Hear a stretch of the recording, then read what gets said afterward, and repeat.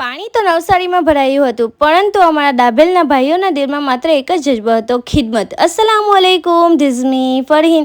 તો નવસારીમાં ભારે વરસાદને કારણે અનેક વિસ્તારોમાં પાણી ભરાઈ ગયા હતા. આવી મુશ્કેલ ઘડીએ આપણા ડાભેલના મુસ્લિમ ભાઈઓએ એકતા, ભાઈચારો અને ઇખલાસ સાથે મળીને ફૂડ પેકેટ વ્યવસ્થા કરી અને જરૂરિયાતમંદ લોકો સુધી પહોંચાડી. ઘણી જગ્યાએ તો પાણી એટલું ભરાયેલું હતું કે પહોંચવું પણ મુશ્કેલ હતું. છતાં આપણા યુવાનો અને ભાઈઓએ પોતાની આરામની ચિંતા કર્યા વગર પાણીમાં ઉતરીને લોકોને મદદ પહોંચાડી. આજ તો સાચી ખિદમત છે, જે ઇસ્લામ આપણને શીખવે છે. અલ્લાહ તાલા કુરાનમાં ફરમાવે છે, જે કોઈ વ્યક્તિને જીવ બચાવે તો જાણે તેણે સમગ્ર માનવ જાતને બચાવી. રસૂલુલ્લાહ સલ્લલ્લાહુ અલૈહિ વસલ્લમે ફરમાવ્યું, લોકોમાં સૌથી શ્રેષ્ઠ વ્યક્તિ તે છે જે લોકોને સૌથી વધુ ફાયદો પહોંચાડે.